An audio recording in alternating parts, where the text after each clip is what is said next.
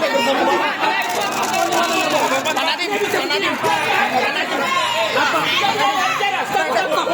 bisa ngomong. Dia punya acara namanya hak asasi manusia. Stop. Dia punya acara. Gak ditahan. Dia punya acara.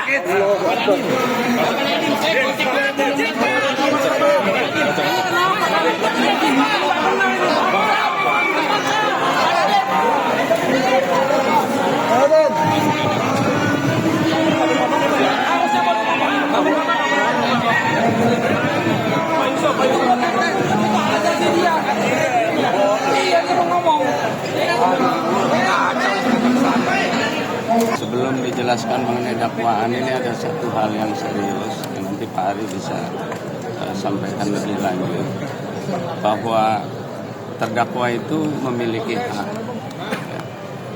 sesuai dengan azas praduga tidak bersalah. Sebelum vonis ditetapkan, seseorang belum dinyatakan melakukan tindak pidana, sehingga hak-haknya harus diberikan. Nah, jadi hari ini kita melihat adanya satu tindakan yang membatasi hak Pak Nadiem untuk berbicara. Nah, tentunya ini tidak boleh terjadi lagi. Berdasarkan dakwaan yang tadi kita dengarkan, ya, jelas bahwa uraian daripada dakwaan didominasi oleh asumsi, oleh interpretasi, bukan oleh fakta-fakta konkret. Yang pertama, dan yang kedua, bahwa apa yang sebenarnya terjadi adalah pengadaan. Nah, yang mana Pak Nadiem sebagai menteri tidak terlibat di dalam proses pengadaan tersebut. Nah, semua sebutan arahan-arahan itu semua berasal daripada keterangan orang lain.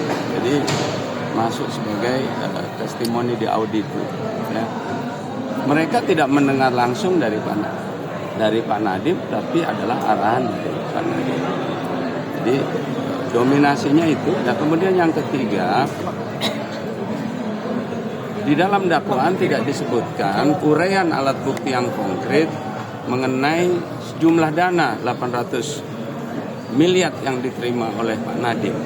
Ya, tidak ada bukti yang konkret bagaimana terimanya, ya, dalam bentuk apa. Dia hanya menyebutkan bahwa Pak Nadiem menerima keuntungan. Ya, padahal tidak ada disebutkan sama sekali alat bukti. Ya, dan memang tidak ada uang 809 miliar itu ke Pak Nadiem. Nah, kemudian dia menyebutkan adanya kekayaan Pak Nadiem yang ada di LHKPN, itu adalah memang kekayaan Pak Nadiem yang diperoleh berdasarkan apa yang dikerjakan oleh Pak Nadiem sebelum menjadi menteri. Nah, jadi mengenai tidak didukungnya alat bukti ini juga menjadi dasar kita untuk melakukan keberatan dalam dakwaan ini. Silakan Pak. Ya, betul tadi disampaikan oleh Pak Dodi ya. Pertama-tama kami sangat kecewa dan sangat keberatan karena Pak Nadiem tidak diberikan hak bicara kepada media. Itu melanggar hak asasi manusia karena dia mempunyai hak untuk ngomong ke publik. Dan saat ini kalau bicara situasi keamanan, tidak ada keamanan yang mengancam diri beliau.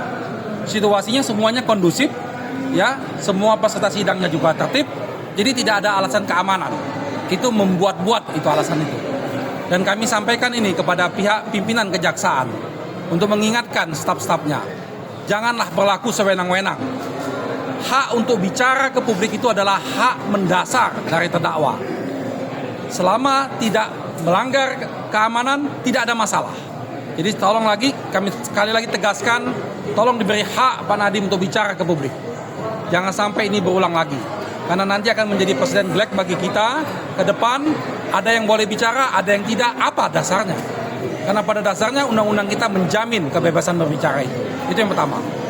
Pak Ari, minta tanggapannya aja. Tadi kan dalam persidangan di awal hakim menanyakan soal penggunaan KUHP yang baru, tapi JPU tetap mengacu ke KUHP lama untuk isi dakwaannya. Tanggapannya?